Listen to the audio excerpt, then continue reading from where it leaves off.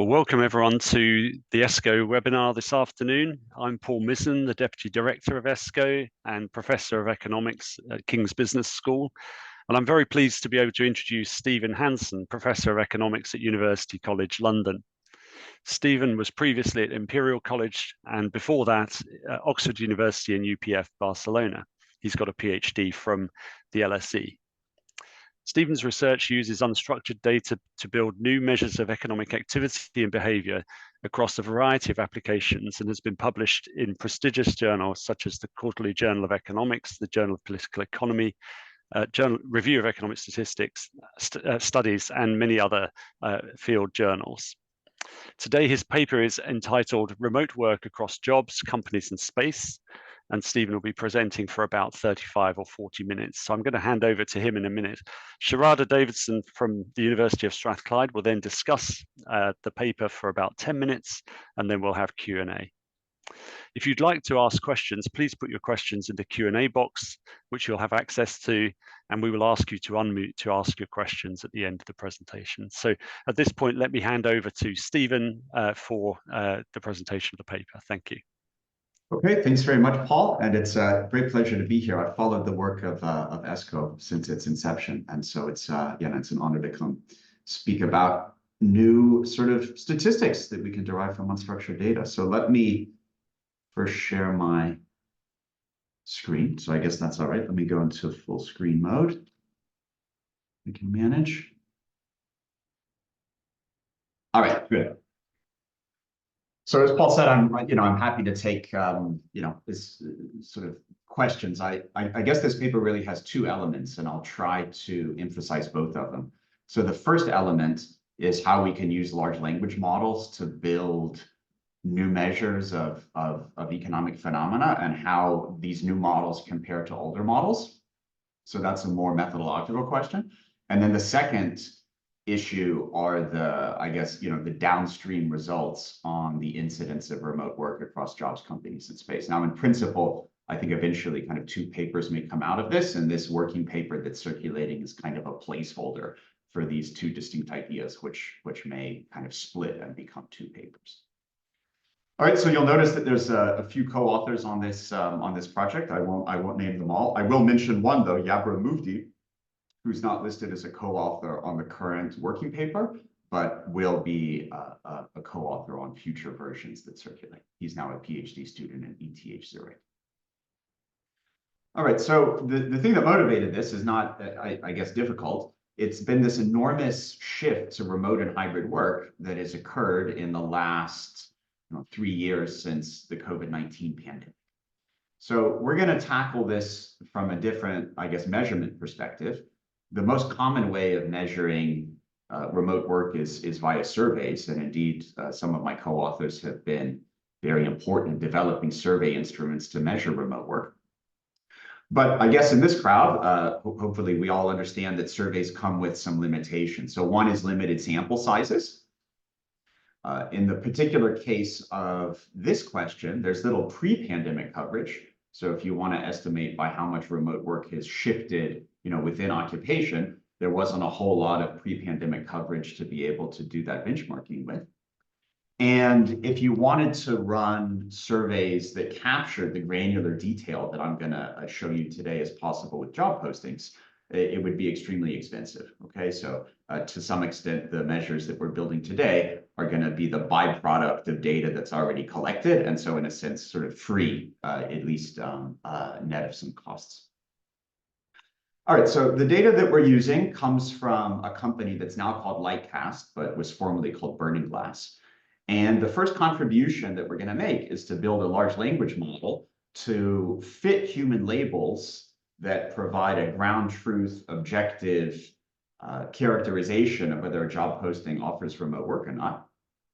And then I want to explore the benefits of using large language models with respect to, say, more traditional text as data type analysis. The second contribution is going to be to use the derived measures from this language model to document a lot of heterogeneity in remote work adoption across occupations, locations, and firms. So in a sense, we all know that remote work has increased over the last 3 or 4 years, but what we don't know is where it's increased, have certain firms sort of systematically adopted it more than others. So in a sense, what we're really contributing here is an analysis of heterogeneity, and indeed showing a lot of heterogeneity in remote work adoption. I should also mention that if you're interested in using our data, it will all be available, well, in fact, it all is available on this URL, workfromhomemap.com, and then that is updated every month if you want to download the measures and use them in your own work, or just just play around with them. All right, so the plan for the talk today is going to be to first quickly describe the data we're using, and then talk about our measurement approach, and finally talk about these results on uneven adoption and heterogeneity. Right, so this company, Lightcast, shares their database with us, and an observation in this database is an individual job posting. And each individual job posting contains two types of information. So the first is structured metadata, and this is constructed by Lightcast itself. So every job posting is going to have an associated occupation, a location where it's offered, the firm that is offering it, the posting date, and other sort of categories that can be thought of as kind of matchable to administrative data sets. Then there's unstructured text data, which describes relevant aspects of the position. Now, to the extent that people have used job postings data in the past, they've tended to focus on this structured metadata because it's easy to use, it's ready to go in a CSV file. I think beyond remote work, there are many interesting phenomena of job postings that are potentially measurable from this unstructured text. Of course, then there's the measurement challenge of how do you actually extract that information, and that's what I'll talk a little bit about today. So the sample that we're using begins in 2014. We're going to focus for now on English-speaking countries. So that's the US, UK, Canada, Australia, New Zealand. In principle, this Lightcast data covers dozens of countries with varying sample sizes. But to avoid the complications of working in a multilingual environment, for now, we're just going to stick with English. We're going to take a 5% random sample from each of these 5 countries through 2018, and then use all of the data thereafter. So I'm not quite sure what big data is, but I think we can agree that this is a large data set. So the underlying set of observations has 250 million job postings. There are over 5 million individual firms that have at least one observation in the data set, and there are 37,000 individual cities where we see a posting location. So kind of large data, certainly. Okay, so how are we going to take this large data set and measure the presence of remote work in the raw text of these job postings? All right, so I don't actually have a clock on my screen, so I'm going to occasionally glance down just to make sure we're okay for time. All right, so there's this kind of rapid acceleration in technologies for measuring phenomena from raw text. But if we go back 10 years, there's kind of a very classical approach to measuring economic concepts in text, which is to define a set of phrases which you think indicate the presence of this concept of interest, and then count or tabulate whether those phrases are present in job postings or not.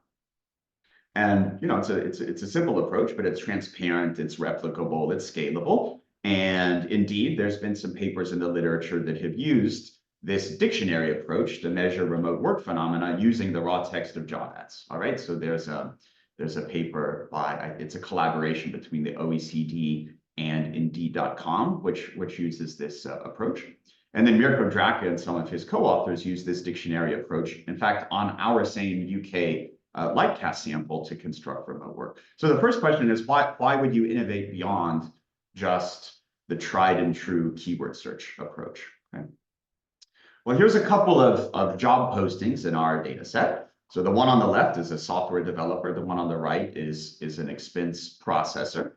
And if you search for remote work phrases, you'll see that they are present in these two observations. And so this keyword search approach would correctly identify these job postings as offering remote. All right, here's a couple of other examples. So the one on the left is deputy home care manager. And the one on the right is general builder bricklayer based. And you see that these postings also have these keywords. So the one on the left has work from home. The one on the right has remote work and work from home. But if you look at the surrounding words from these instances of keywords, you'll see that in fact, these are not offering remote work. They're mentioning these remote work phrases in different contexts. So the one on the left is related to healthcare provision. And so we're really talking about working from home care facilities. The one on the right is about building work, and sometimes that's going to involve going off-site to remote locations. Okay, so it's these kind of measurement errors that we're worried about correcting. Okay, now of course we might ask, how systematic are they? Is this important enough to really go beyond the keyword search approach? And that's what I want to kind of talk about in a few slides. All right, so given this potential for measurement error, we wanted to start with sort of a ground truth set of labeled observations. So this is a very classical approach of machine learning, this pipeline, which begins with ground truth labels. Now, unlike the computer science community, we don't really start with a baseline data set against which to test different measurement alternatives. So we need to construct our own baseline ground truth label data set.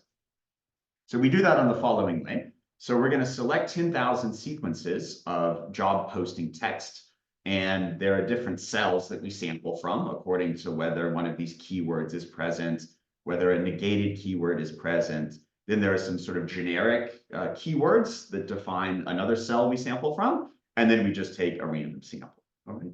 So we take these 10,000 sequences, we put them on Amazon Mechanical Turk, and we ask each of 3 people on Amazon Mechanical Turk to give it a 0-1 label. Does this offer remote work or not? In fact, in version 2, we're now experimenting with a more granular measure in which you can label it fully remote work, a hybrid position, or no remote. But in this initial instance, we just look at 0-1. And the definition that we sort of use for defining a 1 is whether this posting seems to indicate the presence of remote work at least 1 day per week. So if it says something like remote work occasionally or 1 day per month, we would not include that in 1. All right, so the first observation is that the agreement rate among these 3 people, all of whom were independently labeling the 10,000 sequences, is pretty high, so above 90%, which suggests that humans, at least, are able to resolve any of these measurement ambiguities, at least largely speaking.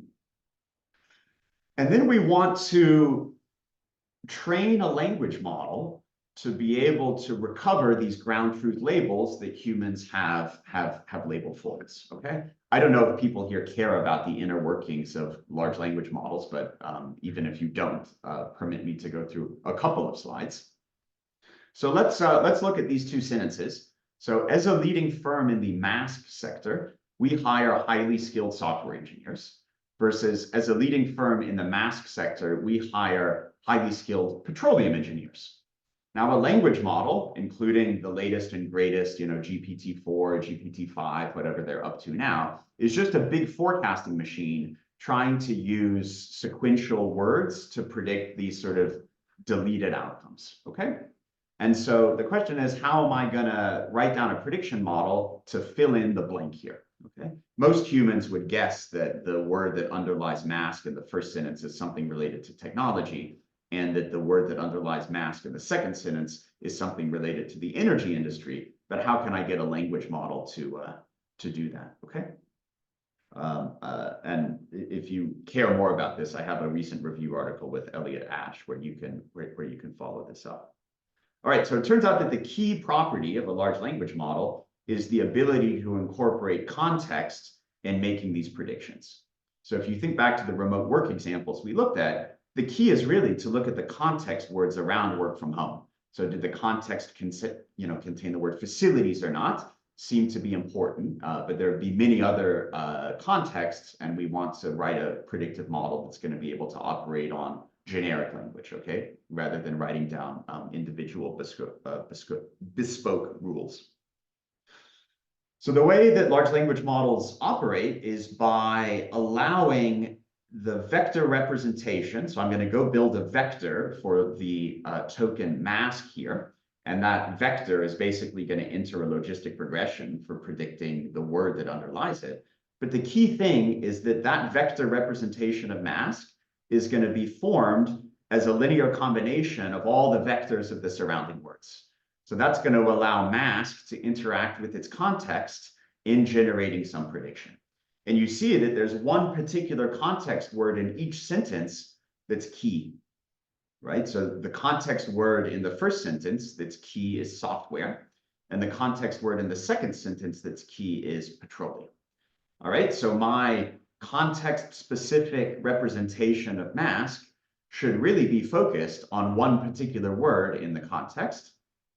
And if you look at the formula from which the mask vector is built, which I put into these slides, these weights that are put on the surrounding words in the sentence are actually trained by this machine learning model, all right? So in the previous examples, we would expect the weight put on software or the weight put on petroleum to be high, and the weights put on the other words in the context to be low, all right? In order to, again, successfully do the underlying math word prediction.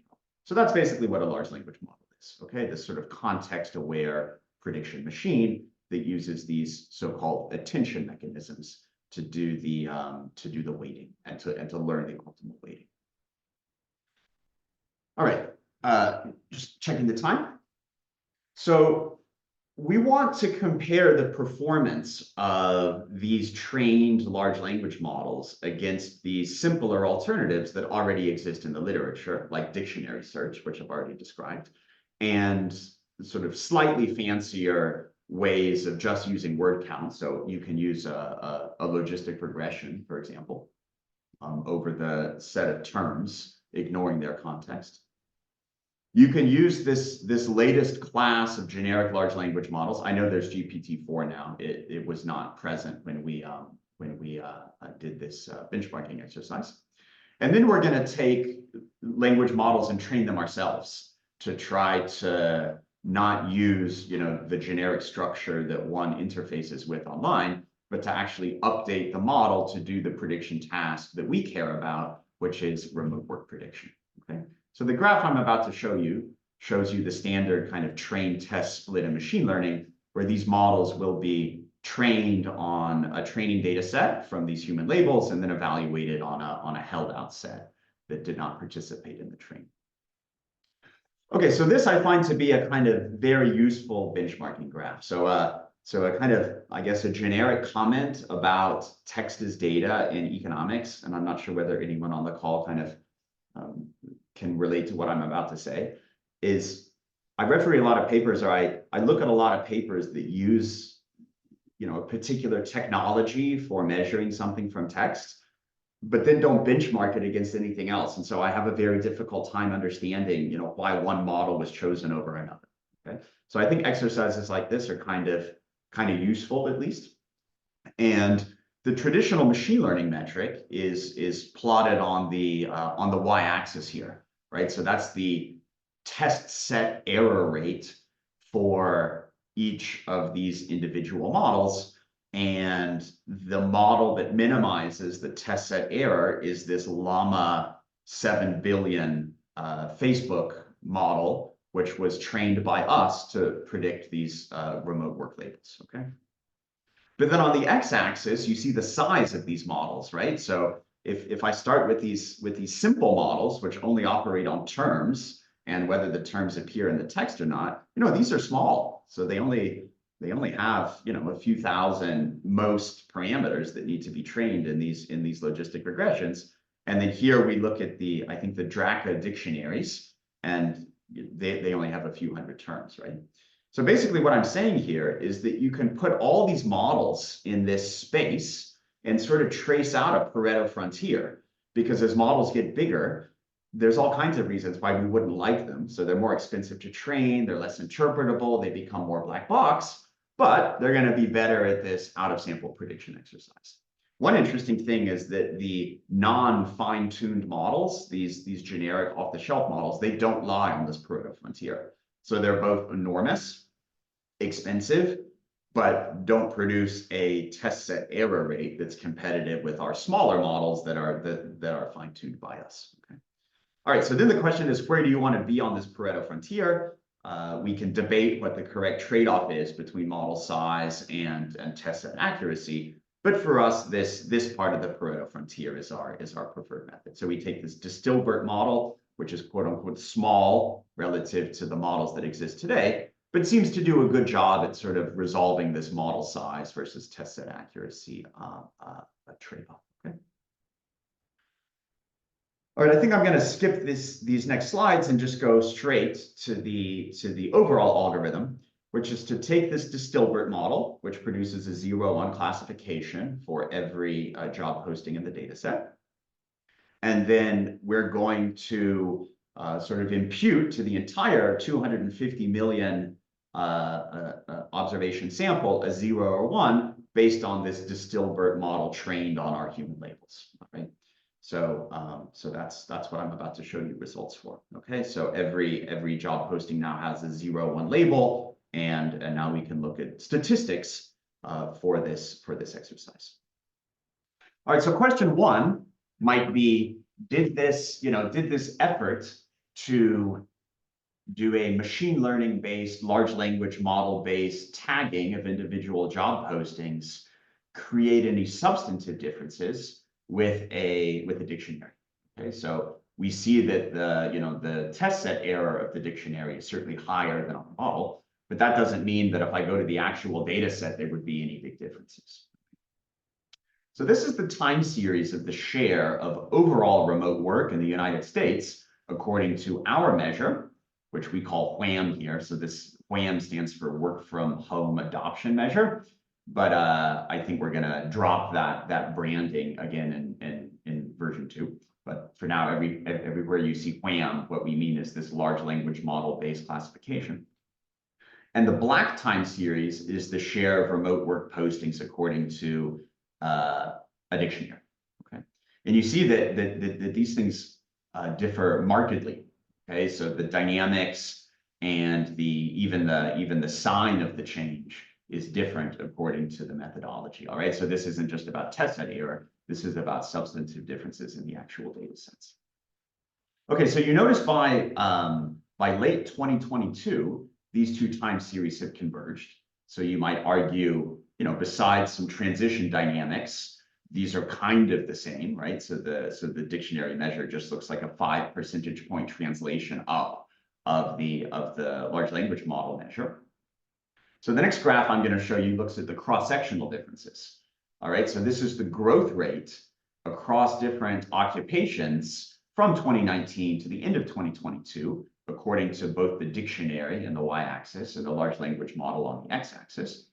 And you see that even though there was kind of a convergence in the aggregate time series, there's still a lot of cross-sectional growth rate differences according to the methodology one uses. Right? So according to our measure, computer and mathematical enjoyed the highest growth rate from 2019 to 2022. According to the dictionary measure, food preparation and serving enjoyed the largest work from home growth rate from 2019 to 2022. And so, these are very different characterizations of how remote work spread across occupations. Okay. All right, so let me spend the final 15 minutes or so going through the underlying results in the data set and sort of why they might be important and where we're going to push the analysis from here. All right, so these are the overall aggregate time series, okay, for each of the 5 countries in our underlying data set, okay?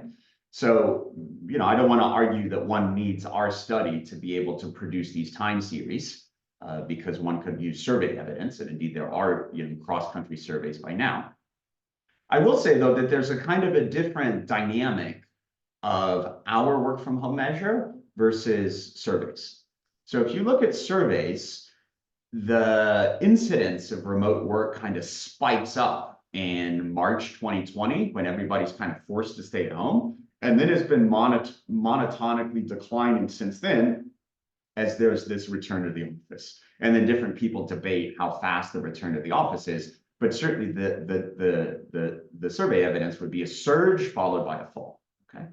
Our measure instead has a surge followed by a kind of a slow growth, okay? And this is because these are really different objects, right? So I don't want you to think about our measure as the stock of workers that are actually working from home at a given time. Instead, what we're measuring is firms' willingness to commit in writing in their job postings to let workers work from home, okay? So this is more of a kind of, part of the organizational structure that firms adopt that we are measuring, okay? And so as this practice sort of spreads in the economy, we would expect this to be growing if it takes time for firms to sort of clarify and establish their policies before putting it in writing into their job postings. So that's what I want you to think of as what we capture. Okay, now of course the value of the data set is to cut into the fine granularity of what we have.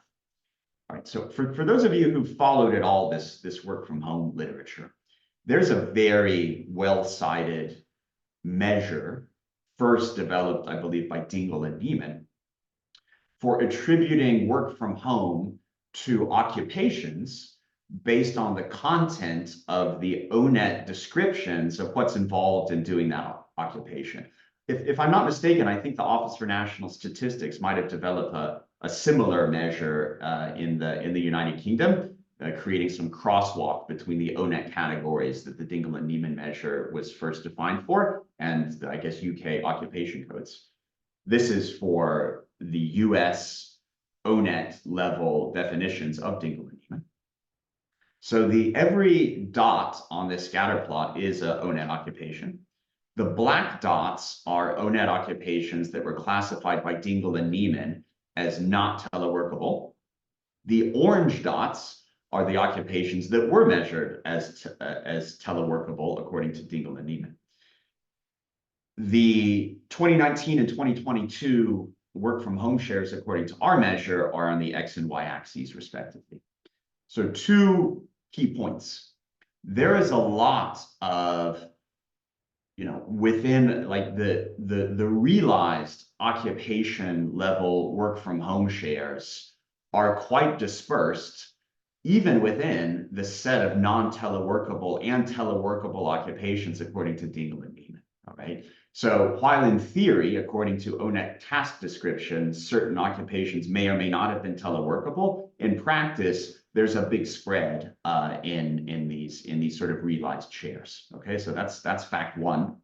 So if any of you are interested in using this remote work adoption measure at the occupation level, you might argue it's kind of more informative of actual work from home than the Dingle and Neiman measure. The second thing I want to point out is that the relationship between the pre-pandemic remote work share and the post-pandemic remote work share is actually pretty tight. So the blue line is the OLS, fitted line that relates these two things. The R squared is 0.63, which basically means the ability of an occupation to work from home before the pandemic, or I shouldn't say the ability, I should say the actual work from home incidence before the pandemic is strongly related to the actual work from home incidence after the pandemic, okay, which suggests maybe there's some occupation level constraints that we're applying both before and after the pandemic. Interestingly, this is the same style of plot where we're doing the pre and the post-pandemic shares, but for geography rather than occupation. Okay, so this is across all 5 countries in our data set. And something very interesting is that for geography, there's not nearly as close a relationship between pre and post-pandemic adoption rates, right? So here we've coded some of the big cities, but every dot in this, or rather every shape in this scatter plot represents a particular city, and we've highlighted some big cities. So there seems to be something going on across space, which generates kind of, I guess, whereas for occupations, there wasn't quite, obviously it wasn't a deterministic relationship between pre and post-pandemic shares. Whatever's going on across cities, seems much more diverse after the pandemic relative to the patterns we saw before the pandemic. Now, what is this? Is this, presumably this is a mix of the ability to work from home, maybe municipal policies that support work from home, COVID infection rates. We can imagine many things, but there's some spatial element of adoption that's sort of interesting to explore after the pandemic. If we have time at the end, I'll give one idea about ways in which we're trying to characterize this. All right, so this is a little bit of validation of our city-level remote work measure against administrative data. So the American Community Survey in 2021 actually asked people what their most common commuting method was, and they could circle that we work from home. So this is a comparison of the ACS work from home share on the x-axis against our city-level remote work adoption measure on the y-axis. And of course, there's a little bit of noise in these things, and these are different measures, right? So the ACS survey is really picking up the stock of people working from home in 2021, where we're picking up this flow measure of firms' willingness to commit to work from home in its job postings. But you can see that these things are still, very clearly related, which is a little bit of a validation that our cross-city results are sort of at least roughly in line with administrative data. Of course, the advantage of ours is that they're kind of nearly real time, and we cover many more geographical units than the ACS. Right, here's some city level time series. So we can see that there's also kind of city-specific adoption dynamics. The city with the highest adoption rates in our measure is San Francisco, California, and the lowest is Miami Beach. There's also an analogous slide that I decided to put in for the United Kingdom, since this is the ESCO webinar. And you can see there's also a lot of spatial differences across the UK. So here on the right-hand side, I've put UK city level adoption for different big cities. The whole of the UK, sorry, the evolution of the UK stripping out these big cities is in black. Okay. And then here's a little map, which you can actually find on the website if you click through to this URL at the top of the slide, and you can click down to individual geographic units within the UK and measure, I forget, this is at what exact level of granularity this is. I think it might be local authority level. You can scroll down and get local authority level measures, okay? Okay, so I know I have about 5 more minutes, and let me go through what I believe I was explaining to Sharada and Paul and Sarah beforehand, that because this is a big team, there are different subsets of us that are doing different work. And I believe that Nick and Peter have prepared the following 4 graphs that I'm about to show you for a Harvard Business Review blog. So I should really be citing the blog that they're writing. And I think will be published in the next few weeks rather than our working paper. But I don't think the blog is published yet. But when it is, these figures should certainly be cited in the context of that blog. So the idea is to quantify a little bit the extent to which remote work is something enjoyed by more privileged people.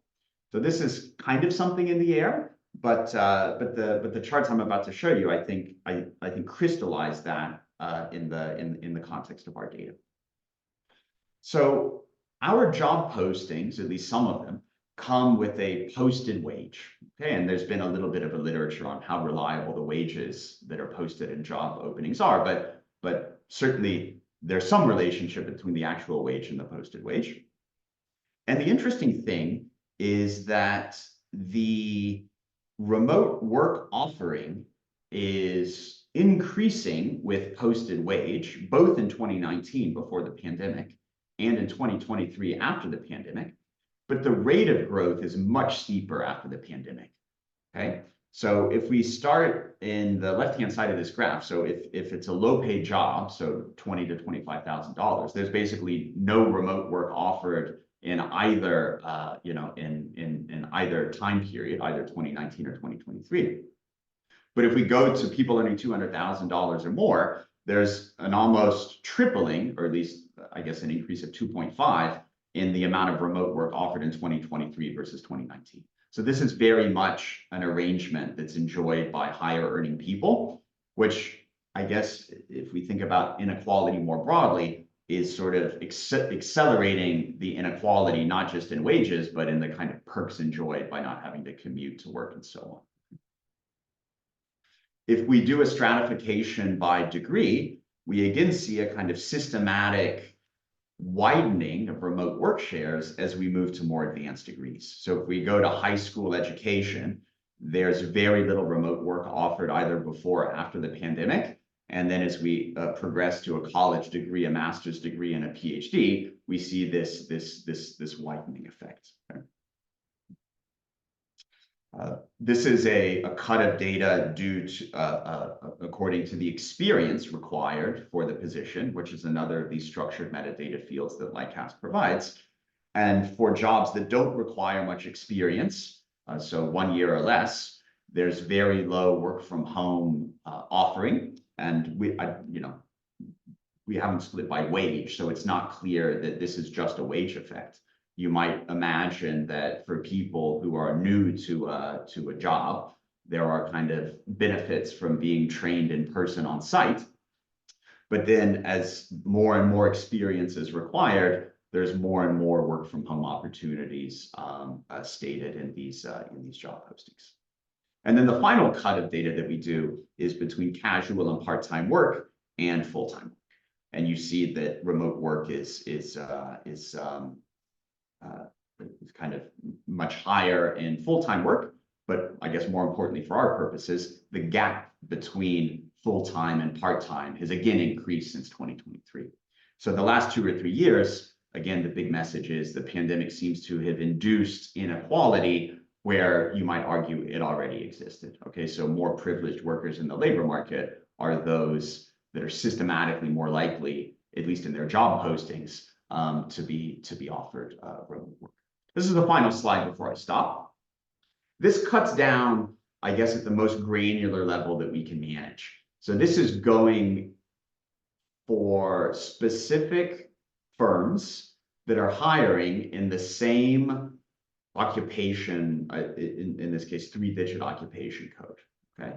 And these firms are constrained to lie within the same NAICS 4 sector.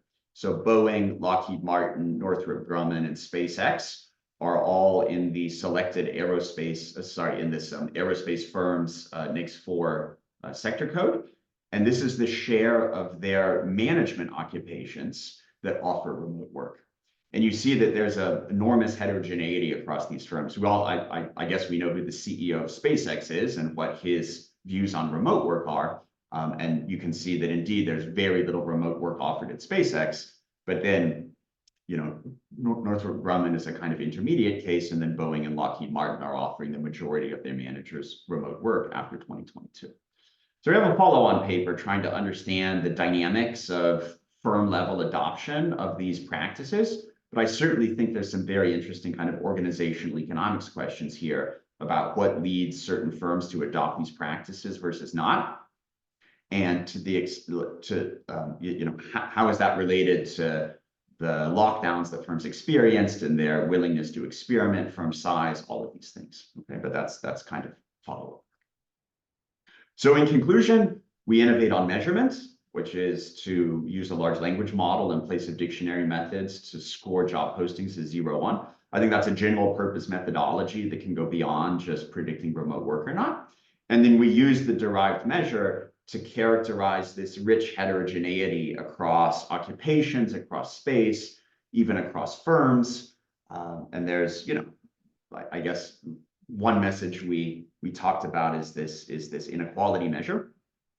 But then for me, the most exciting thing is this sort of firm level adoption decision, which maybe we can talk more about in the Q&A if we have time. But I know my 40 minutes is up, so I'm gonna stop talking and pass the baton to Sharada. And thank you for doing the discussion. I appreciate it. Thanks, Stephen. If I could just mention at this point, if there are any questions, please do make use of the Q&A box to ask your questions. We can unmute you later to ask those questions to Stephen. But we'll hand over now to Sharada Davidson, who's going to offer a discussion of the presentation. Okay, so full screen. Okay, so thank you very much for having me discuss Stephen's interesting paper. So it's always good to work with ESCO. So I just wanted to start off by kind of introducing the policymaking context, which Stephen already motivated really well, especially since this is an ESCO webinar. So I think the issue at hand is that national statistical institutes like the ONS, they're seeking to measure some of these core concepts. So supply, demand, and shortages of labor and skills. And as Stephen mentioned in his talk, you know, that there are important distinctions, for example, between the stock and flow of workers. And we're moving towards measuring these things in a timely fashion across different sectors and across different subnational geographies. So I've been mostly involved in subnational work with ESCO, and certainly in the UK, there's now considerable emphasis on subnational data. So of course, this allows us to analyse how policies and economic shocks affect the labour market. And as Stephen mentioned, there's several shortcomings associated with using survey data. And this new kind of data can allow us to kind of have information in a more timely fashion. So you can see if you go onto the website of Stephen and his co-authors already, there's quite recent data for 2023 out. We've got more granularity, more richness, and more detail.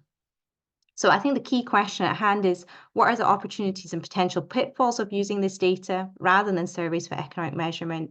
And I think that Stephen's paper, it allows us to kind of consider a very interesting and important phenomena, and also acts as a kind of case study to let us start considering, you know, this very important question.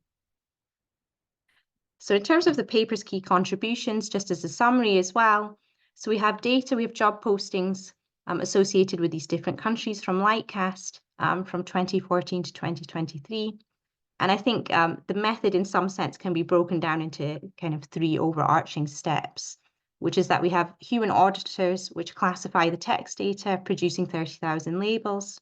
And then you train this machine learning algorithm using human classification, and then use the trained model to classify each ad as positive or negative.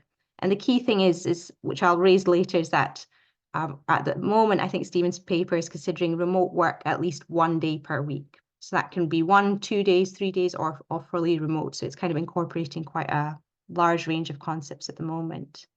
And the finding is that the percent of new job ads offering remote and hybrid work has risen dramatically. Kind of the first question for Stephen is that, are we beginning to see this level off in 2023? I think that's what the data is indicating. And there's considerable heterogeneity across countries, cities, and industries. And it's quite nice to see kind of some of the new findings coming out. I think the initial paper was kind of really trying to develop a robust algorithm and seeing some of the overarching trends. But it's nice to start seeing kind of what's driving this heterogeneity and you know, how it's affecting different workers, what's motivating different firms. So a few questions which kind of went through my mind more from the kind of policy making angle is, how representative is the data? Are there any job categories which can't be captured? I think Stephen mentioned that there had been some attempts to try triangulating this with other survey data, and I think there was a good explanation of why the findings might vary, which is really useful. And I think one thing that I always wonder is, there's a few different kind of online vacancy data sources, and are we likely to see different findings if we use different data? Another thing that went through my mind is, in terms of the 3 methodological steps, how long does this actually take in practice? So if we wish to kind of adopt these methods more, like this human element, how long does it take them to formulate the classification? And another thing is that, is it fair to kind of say that the degree of detail achievable is quite closely related to the classification? So in some sense, I guess the more detail that we want, the longer that kind of classification step is going to take. And I think I was quite interested in whether you were starting to kind of explore breaking down kind of like maybe a firm's only offering one day a week and a firm that's say fully remote. I think that Stephen's already started really getting into quite a lot of these drivers of heterogeneity. I think what I was a bit more interested in, it might be my own bias based on what I've kind of done with ESCO, but I think it's the comparisons within country are more kind of interesting, because the labour market's kind of subject to similar forces. And it's quite interesting as well, because I think a lot of the countries mentioned, you know, the UK, the US, there's quite a bit of decentralization going on, this devolution. So there's slightly different things going on in terms of policy, which could be quite interesting. And I was also interested in how low you can go in terms of geographical granularity and whether you start becoming constrained by the sample. And then the final kind of thoughts I had was, and I think this was exactly what you're starting to get into, which is that, you know, I think it was a smaller line in the paper, but it's nice to see it coming out more, is that remote work correlates positively with, you know, education and work earnings. So it's really affecting different workers in different ways.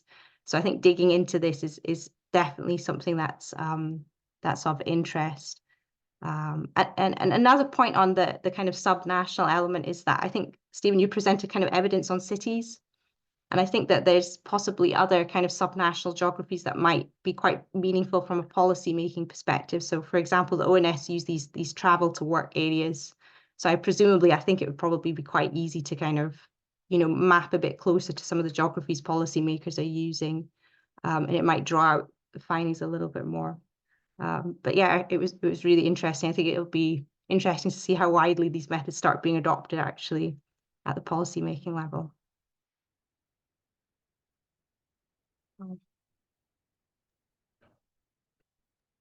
So thank you so much, Sharada, for sharing your thoughts there. I don't know, Stephen, do you want to kind of address some of those points first of all, and then we'll turn to the questions in the chat, in the Q&A box? Yeah, no, thanks again for that.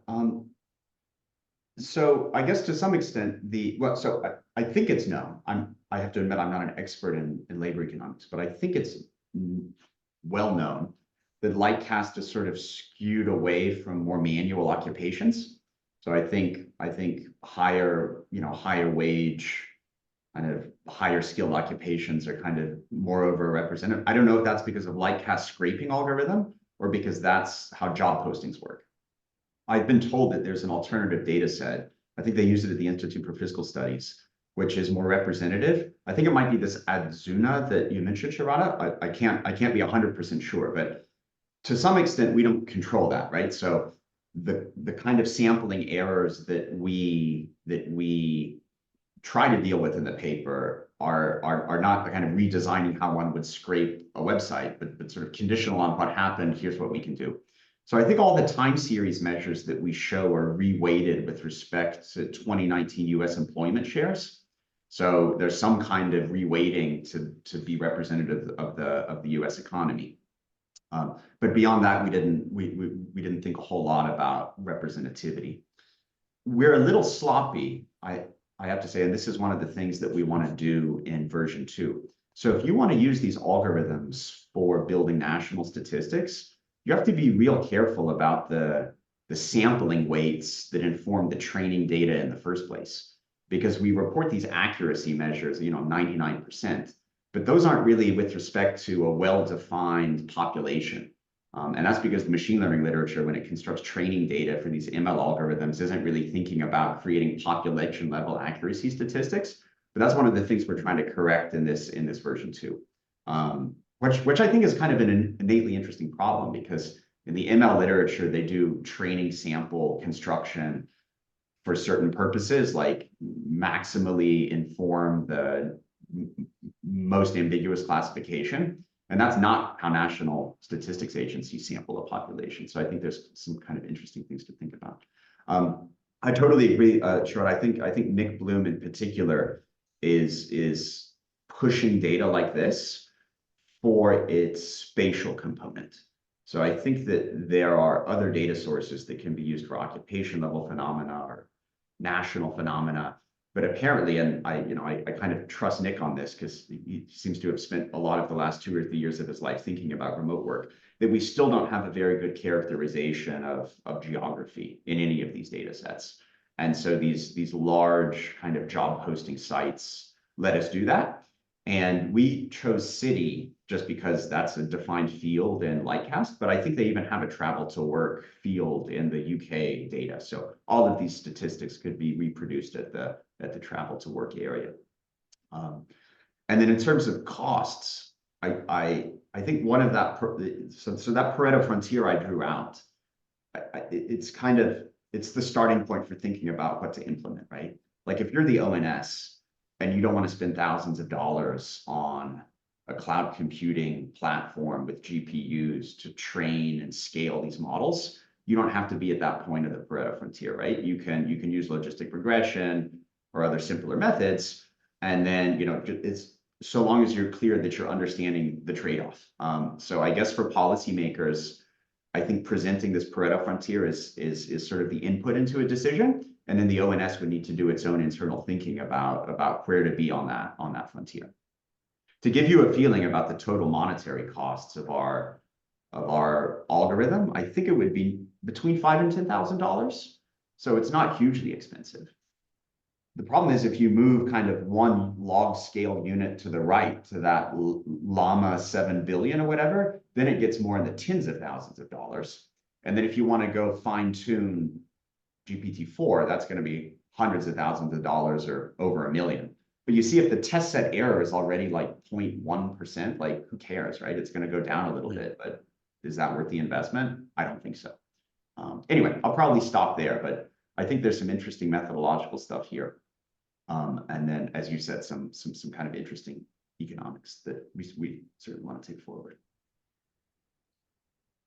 Great, thanks, Stephen. So there's a couple of questions in the Q&A box. So perhaps I could ask Peter Spittel to ask his question. Maybe we can unmute him. Peter. Yes. Hi, everyone, and thank you very much, Stephen, for an interesting talk. I was wondering a bit about, so you've got this paper where you've obviously done a lot of work to identify, this particular job characteristic about work from home. And I know of some other papers too that perhaps using slightly different approaches, but look at job text using some kind of algorithm to extract other specific pieces of information, like whether it's a green job or other things like this, like whether the job requires AI.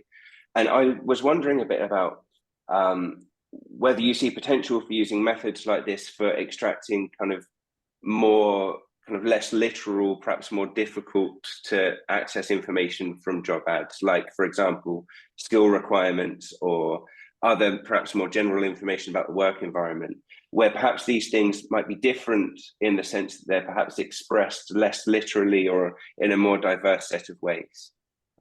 So yeah, I was kind of wondering about your opinions on this. Yeah, for sure. So I don't know if I can say this out loud, but I will anyway. The European part of Lightcast's data, I think, was developed in tandem with one of the European Commission offices that was meant to measure skills. So I guess the European Commission was interested in, in which countries in the EU or do we have different skill demands. And the data was sent to us with a kind of ESCO classification. I don't mean ESCO in terms of this seminar. I think there's something called the European Skills Classification something, which is also called ESCO. And it's basically a set of skills. So does it have computing, IT, or AI? And I would say that there's a huge amount of measurement error in whatever was delivered to us. So just basic text algorithms like doing regular expression search for is artificial intelligence mentioned in the job text seem to do a better job at recovering artificial intelligence than whatever the commission had done to populate the structured field called artificial intelligence. So my own personal experience is very much that ultimately even the structured fields began living in the text, and then different companies have different approaches to populate those structured fields from the text. But the choice of algorithm really matters, even for things that seem simple. And then as you move to more diffuse ideas, like let's take workplace benefits, like do you provide childcare or maternity benefits? It's difficult to write down a set of keywords that you think is going to have low measurement error for measuring child benefits. Like what if you're a company that works with children or does children's education? So most of the keywords you would write down to measure childcare benefits are probably going to be present in those companies' job postings, right? So you would really need to kind of sit down, have a kind of human tell you, this is what a job posting looks like that offers childcare benefits. These are false positives. Get a machine to distinguish them. And it's the exact same pipeline that we've defined. So I think this general measurement problem and measurement approach goes well beyond remote work for sure. Great, thank you very much. So Stephen, there's another question which I'll read out. So it asks whether you've done any work to correlate a city's home working offer with their transport network and housing availability.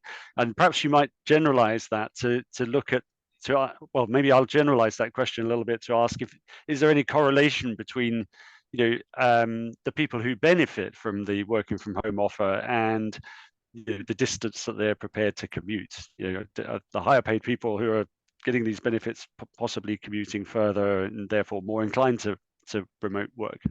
Yeah, that's a great question. So unfortunately, we don't know very much about the workers themselves. So all we know is that, at this location, a job offers remote work or not. It's kind of difficult to know where the workforce lives that's going to end up taking that position or not. Although if we did happen to be awesome. I think that of all the data sets I've seen, at least that I've thought about that one could do that with, would be some kind of like credit card spending database, because from that you can infer people's, well, I guess credit card spending or mobility. Either of those data sets are gonna, have a user level kind of distance that gets moved between home and work. And then if you could kind of merge the work from home measure into the workplace, you could do the exercise that you're talking about, Paul.